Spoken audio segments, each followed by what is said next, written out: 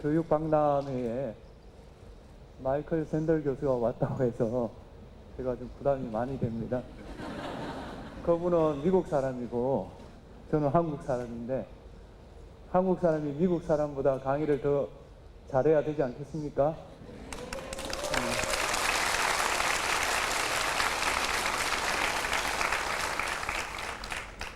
저는 1987년에 광주에 4개월 살았습니다.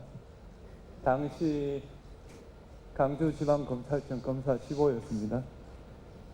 태백산맥이 그때 한참 유행이었는데요. 그 소화다리, 그 벌교꼬막, 제석산 그런 데를 다니면서 추억을 쌓았던 그 시간이 생각납니다. 그 조선대학교 앞에 하숙을 했었는데 그때 하숙생 중에 고등학생이 있었습니다. 고흥에서 온 고등학생이었는데 그 친구하고 좀 잘 지냈고 20년 뒤에 그분이 법무부 직원이 돼가지고 저한테 전화가 왔더라고요. 하는 말이 제가 그때 그 하숙할 때 자기한테 격려의 말을 했답니다. 그래서 그런가 생각하고 있고 우리가 오늘 처음 만났지만 이런 인연들이 어떻게 다시 이어질지 그건 아무도 모르는 일이라고 생각합니다. 저는 그 초등학교 다닐 때 공부를 조금 했습니다. 근데 그때 저랑 같이 공부한 친구가 있었습니다. 그리고 둘 다 진주에 있는 고등학교로 진학을 했습니다. 그 친구는 고등학교 2학년 때쯤인가 가정 형편이 어려워가지고 자퇴를 했습니다. 저는 아시다시피 그 김장하 선생을 만나서 고등학교, 대학교 장학금을 받고 사법시험까지 합격을 했고 여기 이 자리에 있습니다. 만에 하나 제가 김장하 선생님의 장학금을 받지 않았더라면 그리고 그 자퇴했던 그 학생이 김장하 선생을 만났더라면 어쩌면 우리 두 사람 인생은 바뀌었을지 모릅니다. 교육이라는 것은 이렇게 한 인간의 인생을 바꿀 수 있을 만큼의 결정적인 요소다. 저는 그렇게 생각합니다. 교육이라는 것은 결국 어떤 사람이 직업을 갖고 또 그 사람이 시민이 되고 이걸 결정하는 것이 교육이다. 그렇다면 그 교육을 받을 권리, 그 권리는 기본권으로 보장되어야만 우리가 그 국가 공동체를 만들 이유가 있는 거죠. 국가라는 게 공동체인데 공동체라는 것은 무엇을 공통으로 하고 있다는 겁니다. 여러분과 저는 뭘 공통으로 하고 있습니까? 그건 국민의 기본권을 지키기 위해서 국가가 있는 겁니다. 국가가 있고 국민이 있는 게 아니고 국민의 기본권을 보장하기 위해서 국가가 있는 겁니다. 따라서 국민이 국가에 충성해야 되는 게 아니라 국가가 국민한테 충성해야 되는 겁니다.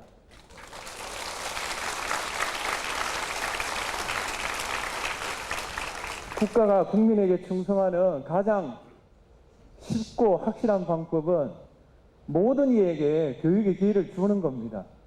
그래서 우리나라 헌법의 아버지들이 헌법을 만들면서 이 교육받을 권리를 굉장히 고심을 했습니다. 읽어보면 현재 헌법은 이렇게 되어 있습니다. 헌법 31조 1항 모든 국민은 능력에 따라 균등하게 교육받을 권리를 가진다.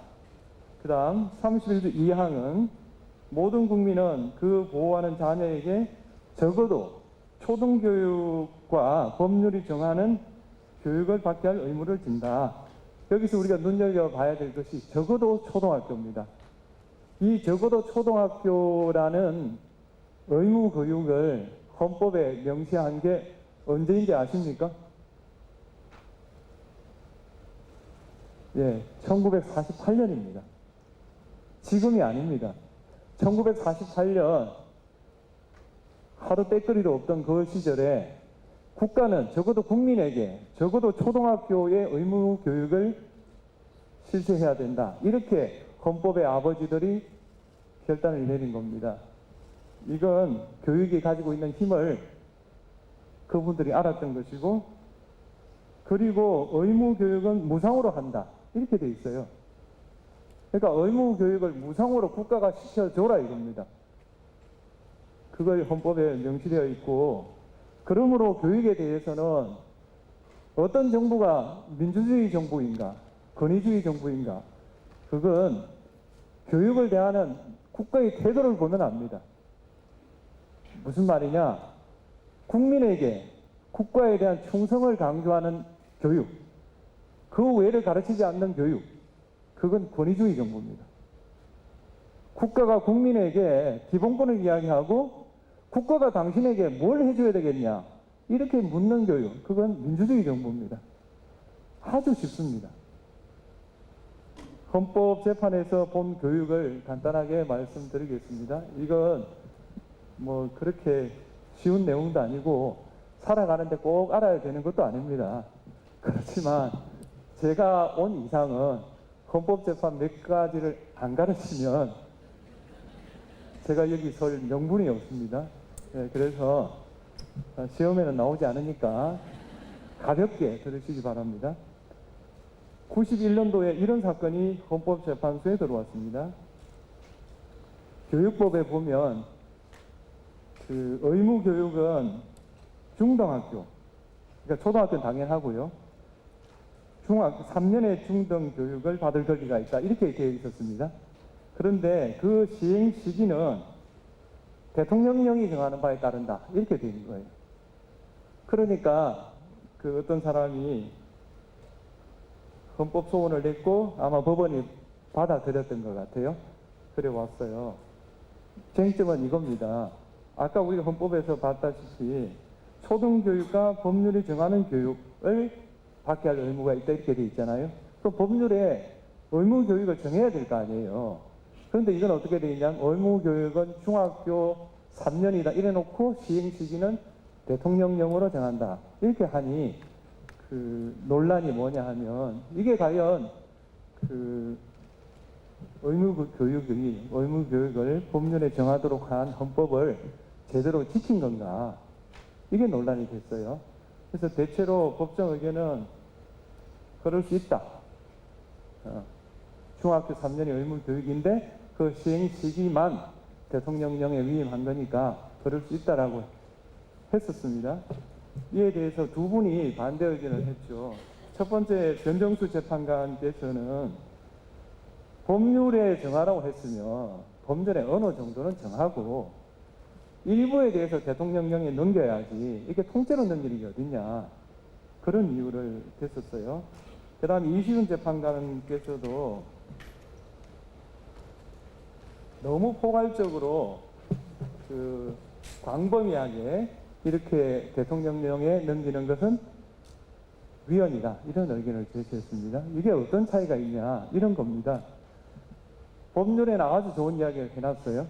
3년 의무교육을 시킨다, 무상교육을 시킨다 이렇게 해놓고선 그 시행 시기는 대통령령으로 정한다 이렇게 되면 어떻게 되냐, 대통령이 누구냐에 따라서 의무교육은 할 수도 있고 안 할 수도 있는 겁니다. 그렇지 않습니까? 대통령령만 정하지 않으면 의무교육을 안 하는 거 아니에요. 이건 헌법에 위반되는 거 아니냐라고 두 분의 재판관이 의견을 단 겁니다. 저는 개인적으로 이 두 분의 의견이 옳은 거 아닌가 생각합니다. 자, 국민의 대표는 두 기관이 있습니다.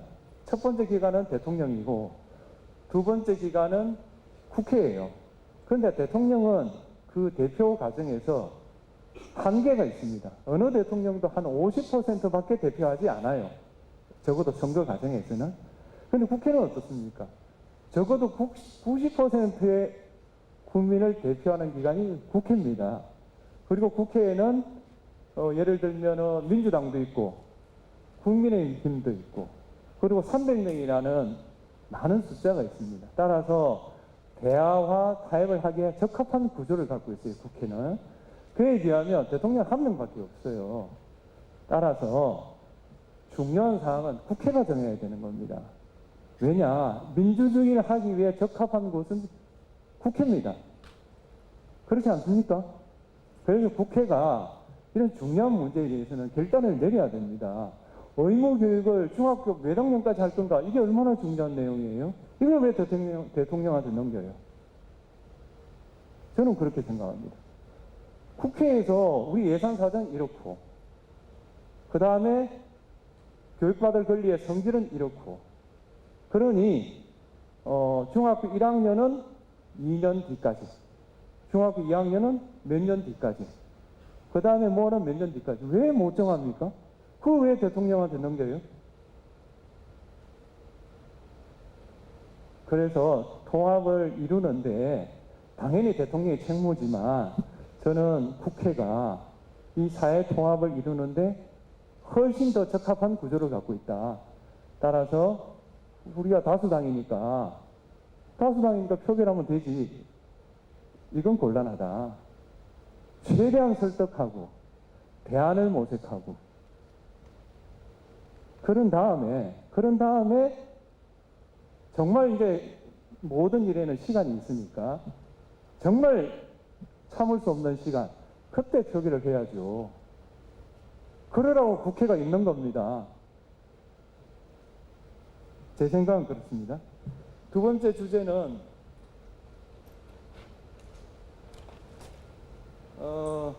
정당의 교육감 선거 관여금지 사건입니다. 이건 아시겠지만 지금 교육감 후보자는 특정 정당을 지지하거나 반대하거나 그 다음에 당원 경력을 표시하지 못하도록 되어 있습니다. 정당 공천을 못 받죠. 이에 대해서 헌법소원을 냈어요. 이에 대해서는 법정 의견은 헌법적으로 정당하다입니다. 이유는 정치적 중립을 지키는데 그게 더 낫다. 그런 의견이에요. 정당이 공천하게 되면은 교육의 정치에 기속이 되고 그러면 교육의 정치적 중립을 확보하기 어렵다. 이게 이제 법정 의견인데 여기에 대해서 두 분은 반대를 했어요. 그거는 국민이 선택하면 된다. 그렇게 말씀하셨어요. 여기에 대해서는 저는 개인적으로 지금은 정당 관여 금지를 하는 게 저는 합헌이라고 생각합니다.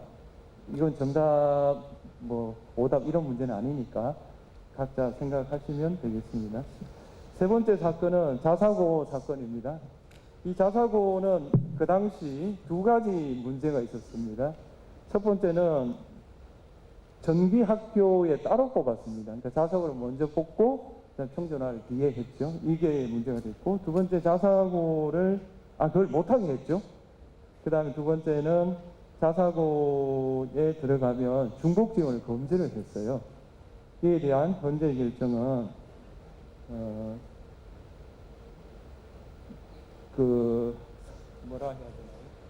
동시 선발 조항 이 점에 대해서는 합헌이라, 다시 말하면 자사고는 정기학교에 뽑을 수 없다. 이건 합헌이나 중복 지원 금지는 위헌이다. 왜 자사고를 지원했다고 해서 중복해서 지원할 수 없게 하냐, 이렇게 결론이 났어요. 우선 중복 지원 금지에 대해서는 저는 맞다고 생각합니다. 평준화 지역에서도 다 중복 지원을 하는데 자사고에 지원했다는 이유만으로 중복 지원을 못하게 하는 것은 그 교재에 나와 있다시피 많은 문제가 있다, 이렇게 생각하고요. 문제는 그 자사고를 정기학교로 뽑지 못하게 하는 게 위헌이냐, 이 점에 대해서는 5명의 재판관은 위헌이라고 생각했어요. 4명의 재판관은 합헌이라고 생각했어요. 그래서 결국은 합헌이 된 건데, 아마 이건 지금도 유지되고 있죠. 자사고 먼저 뽑을 수 없죠. 이게 저는 참 교육 철학의 문제인데, 아마도 제가 알기로는 과학고등학교는 따로 뽑는 걸로 알고 있습니다. 예. 과학고와 자사고가 같은가 다른가, 이런 문제인데요. 저는 일단 유보를 해놓겠습니다. 예, 너무 예민한 문제고 또 제가 한 사건도 아니고, 그래서 우선 합헌론 입장에서는 이런 걸 많이 생각하는 것 같습니다. 자사고 먼저 뽑아버리면 평준화 고등학교가 이류 학교가 된다. 이걸 많이 걱정하시는 것 같고, 그 다음 자사고를 운영해보니 대학 입시에 너무 치중하더라. 이걸 문제 많이 삼은 것 같아요. 위원론에서는 이 자사고는 예산을 넣지 않거든요. 그러니까 그냥 그 학생들로부터 수업료를 받아 운영이 되잖아요. 그러면 국가 예산이 절약될 거 아니냐. 그 절약된 국가 예산을 평준화 지역에 투입하면 그 학교의 그 질이 향상될 거 아니냐. 그 다음에 자사고를 그 입시 위주로 해서 교육 목적에 반할 정도가 되면 그 학교별로 취소를 하면 되지. 전체적으로 아예 선발해서 못 뽑게 하는 게 과연 헌법에 충족되냐 이런 생각인 것 같아요. 이거에 대해서는 전 이 자리에서 답변을 유보하도록 하겠습니다. 충분히 한번 검토해 볼 문제라고 생각합니다. 이 정도로 헌법 판례 3개는 살펴봤고요. 이제 민주시민교육에 대해서 말씀드리겠습니다. 민주시민교육은 당연히 교육청에서 그리고 선생님이 그리고 학생들이 해야 될 문제입니다. 그래서 제가 이걸 어떻게 하면 좋겠다 이렇게 말씀드릴 수는 없고요. 어차피 저는 로스쿨생들을 상대로 강의를 했으니 로스쿨생들에게 저는 이렇게 가르쳤습니다. 그걸 말씀드림으로써 그냥 하나의 참조를 했으면 좋겠다 그 생각입니다. 저는 로스쿨에서 제일 먼저 강조하는 게 왜 당신은 법률가가 되려고 하냐 이걸 많이 묻습니다. 그게 제일 중요한 겁니다. 그리고 이 질문은 로스쿨생 때도 해야 되고 변호사가 되고 나서도 해야 되고 그 다음에 10년이 지나서도 해야 됩니다. 이 질문을 계속 하는 사람은 좋은 법률가가 되고요. 한 번 딱 하고 안 한 법률가 치고 좋은 법률가 되는 사람을 본 적이 없습니다. 그렇게 중요하고 그러면 당연히 저한테 너는 왜 판사가 되었느냐 묻습니다. 그에 대한 답은 이렇습니다. 아시다시피 제가 김장환 선생님으로부터 장학금을 받았고 또 그분이 자기한테 갚지 말고 사회에 갚으라고 해가지고 제가 언젠가 사회에 갚아야 된다 이런 생각이 있었고요. 두 번째 사법연수원에 가서 제가 참 그 법률 공부 말고 다른 공부를 참 많이 했습니다. 일주일에 한 번 독서 모임을 해가지고 법 빼고 다 봤습니다. 법은 보지 않았습니다. 심지어 뭐 웃음을 참는 법 이런 것도 읽지 않았습니다. 그걸 매주 읽었다 그런 거고 그 다음에 그 당시에 노동야학 같은 게 있었어요. 노동야학 같은 데 가서 노동법 강좌도 했었고 그 다음에 노동법률 상담소에도 갔었고 뭐 그렇게 한 결과 나는 임금 변호사가 되겠다 이렇게 여러 사람한테 밝혔어요. 그랬더니 그러고 나서 이제 군대를 갔습니다. 36개월 마치고 이제 진로를 정해야 되잖아요. 그래서 임금 변호사를 하려고 보니 너무 벅찼어요. 감당하기 힘들었어요. 마치 제가 83학번인데 그 당시에 시위를 엄청 했어요. 선배들이 시위에 나가라고 권유를 해요. 그래서 제가 못 가겠다고 했어요. 왜냐하면 그 당시 시위는 대부분 불법이었어요. 그럼 뭐 잡힐 수 있을 테고 그러면 사법시험을 못 치잖아요. 그래서 못 치겠다. 대신에 내 나름대로 이 사회를 위해서 기여하겠다. 이렇게 선배한테 말을 했어요. 그러고 저는 하여튼 시위는 안 했고 사법연수원에 들어가서 그 서울에 가면 4.19 국립묘지가 있습니다. 그 국립묘지에 4.19 때 참배를 하러 갔어요. 그때 그 제가 말했던 그 선배가 왔더라고요. 우연히. 그래가지고 그 선배가 저한테 너는 그때 나한테 한 말을 지키고 있구나 이런 말을 했어요. 그러니까 그 두 개를 종합해 볼 때 제가 인권 변호사를 가는 게 맞는데 시위를 가자고 할 때 시위를 못 갔듯이 인권 변호사도 못 하겠더라고요. 감당할 수가 없어요. 그래서 못 하겠다. 내 내부적으로 결론 내리고 제가 선택한 게 지역 법관입니다. 지역 법관은 아시겠지만 한 군데에 이렇게 근무하는 거예요. 그러면 적어도 인사는 신경을 덜 쓸 거 아니에요. 그러면 좀 이렇게 소신대로 할 수 있겠다 싶어서 한 거고, 성적이 나빠서 꼭 그런 건 아니에요. 그 기사를 보니까 지역법관 가가지고 서울을 근무한 적이 없는 판사다 이렇게 누가 써놨던데, 서울에는 누구나 근무할 수 있습니다. 성적이 좋든 안 좋든. 지역법관을 하면 서울을 쓰지 않기 때문에 안 가는 거예요. 오해하셨으면 좋겠고. 그래서 이제 지역법관이 됐고, 제가 27년 동안 부산 경남에서만 근무했습니다. 헌법재판관 할 때 처음으로 서울에 근무했어요. 그런 이야기를 좀 드리고 싶고, 그러니까 다시 말하면 이 사회의 개선에 조금이나 기여하는 방법이 저는 판사라고 생각했고 헌법재판관이라고 생각했습니다. 그러니까 헌법재판관 될 때 이런 말이 있었답니다. 지역에서 큰 사건도 안 해본 사람이 대통령과 지나던 이유로 재판관 됐다 이런 말이 있었어요. 그래서 저는 지금 묻고 싶어요. 지금도 그렇게 생각하냐고. 지역법관이 재판관 되는데 아무 지장 없습니다. 네. 두 번째, 창의입니다. 창의적으로 하라 이런 말이죠. 이 창의적인 것에 대한 여러 가지 단상이 있는데, 스티브 잡스가 상당히 좋은 말을 했습니다.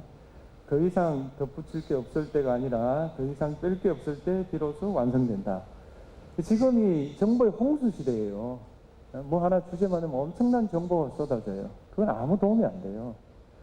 빼고 다 빼고 남는 게 뭐냐? 그 일의 본질입니다. 그걸 잡아내는 사람, 그 사람이 성공하는 거예요. 그래서 스티브 잡스가 아이폰도 만들고 아이팟도 만들고 뭐 그런 거 아니에요? 그래서 성공한 거 아니에요? 창의성을 논할 때 이게 굉장히 중요하다고 생각합니다. 두 번째는 신영복 교수입니다. 신영복 교수는 변화와 창조는 중심부가 아닌 변방에서 이루어진다. 그 이유는 뭐냐? 중심부는 가치를 지키는 보루일 뿐 창조 공간이 될 수 없다. 그러나 변방이 창조의 공간이 되는데 전제가 뭐냐? 중심부에 대한 컴플렉스가 없어야 된다. 이거 굉장히 중요한 말이에요. 아까도 말씀드렸다시피 제가 부산 경남에서만 근무했잖아요. 저는 단 한 번도 서울에서 근무하는 판사에 대한 컴플렉스가 없었어요. 지나나나예요. 지나나나. 자기들도 사법시험 합격했고 나도 사법시험 합격했어요. 나도 재판했고 당신들도 재판했고 뭐가 달라요? 그 사람들이 하는 말이 뭐냐 하면 나는 큰 사건 안 해봤대요. 자기들은 큰 사건 해봤고. 큰 사건과 작은 사건 나누는 기준이 뭡니까? 대기업 재벌의 회장을 다루면 그건 큰 사건이고 시골에 있는 재산 없는 사람 사건을 맡으면 그게 작은 사건인가요? 똑같아요. 대기업 재벌에게 집행유예가 전부이듯이 시골에 있는 농부의 2천만 원 전부예요. 재판받는 사람은 그게 다 전부인 거지. 누가 무슨 자격으로 큰 사건 작은 사건을 나눕니까? 대통령에게 권력이 전부이겠지만 그래서 그 사람이 그렇게 탄핵 재판에서 열심히 싸웠듯이 이름 없는 힘없는 시민에게 2천만 원은 전부인 겁니다. 그걸 왜 큰 사건으로 생각 못합니까? 나는 그게 웃기다고 생각해요. 그게 뭐냐? 저는 컴플렉스라고 생각해요. 실력으로 말을 해야지. 내가 서울에 근무하니까는 잘 나가는 사람이고 너는 시골에 근무하니까 못 나가는 거고. 그럼 물어봐요. 서울대학교 나오면 다 훌륭한 사람이에요? 나는 그런 생각 해본 적 단 한 번도 없어요. 저는 27년 동안 법원에 있어가지고 많은 판사들하고 일을 해봤지만 약간의 신뢰를 무릅쓰고 말한다면 평균이 있을 거 아니에요? 평균? 제가 근무했을 때 일 잘하는 대학 평균 1등이 서울대가 아니에요. 서울대는 물론 공부 일 잘하는 사람도 있어요. 그런데 일을 아주 못하는 사람도 있어요. 그럼 어디냐? 정말 고르게 일 잘하는 사람 경찰대예요. 경찰대 사람들이 평균적으로 일을 잘해요. 그래서 제가 어느 날 생각을 해봤어요. 왜 경찰대가 일을 잘할까? 그건 이거예요. 경찰대 사람들이 대체로 가정 형편이 어려워서 경찰대 간 분들이 많아요. 그러니까 아예 똑똑한 사람들이 많아요. 1번. 두 번째, 경찰대에 사법시험이 되려면 어떤 사람들이냐? 낮에 경찰 업무 다 하고 밤에 공부해서 사법시험 된 사람이에요. 서울대는 하루 종일 공부하잖아요. 하루 종일 공부한 사람보다 밤에 공부하고 시험 된 사람, 그 사람이 똑똑한 거 아니에요? 세 번째로, 서울대 출신들은 사회성에 대한 경험이 좀 부족하다고까지 말 안 했어요. 그래요. 그런데 경찰대는 어떠냐? 조직 생활을 했잖아요. 조직 생활을 한 사람들은 일을 어떻게 하는지를 알아요. 그러니까 우리가 재판부가 3명이니까 이 재판 3명이 역할을 어떻게 나누는가 잘 알아요. 그래서 제 개인적으로는 경찰대생들이 평균적으로 높더라. 그런 이야기입니다.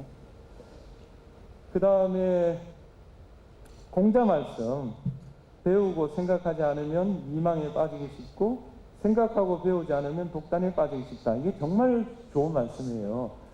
배운다는 것은 남의 생각을 듣는다는 걸 말합니다.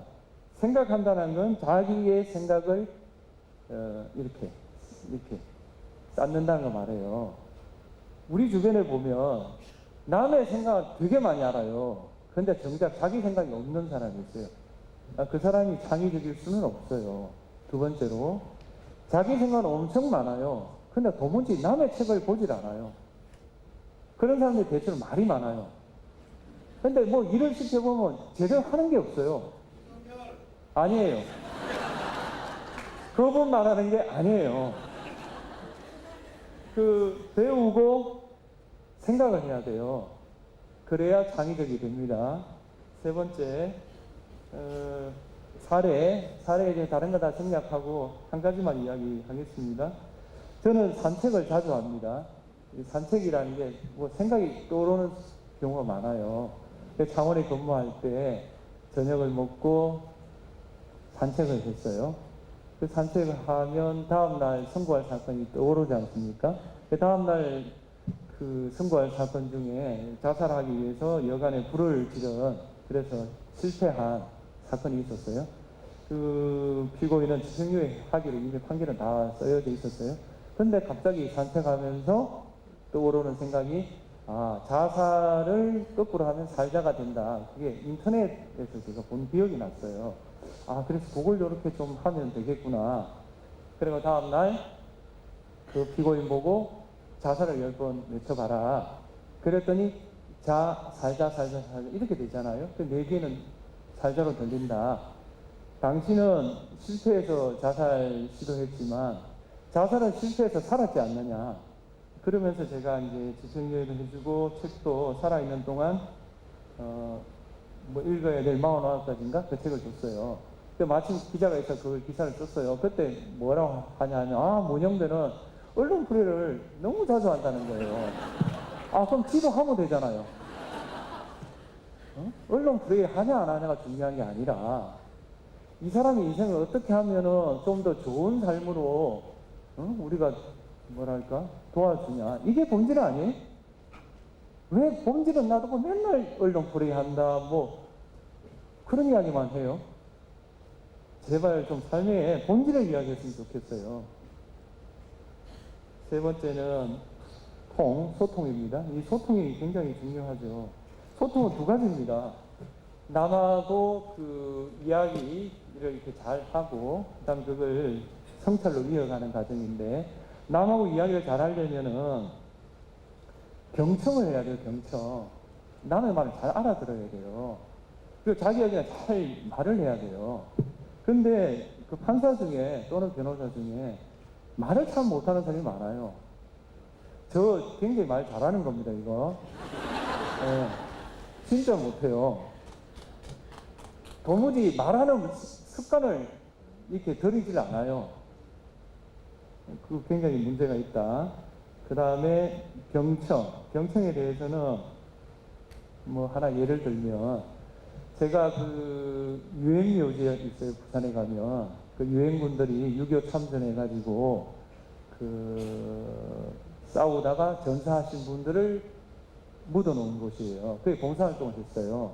그리고 그날 또 그 아동복지시설에 가서 봉사활동을 했어요.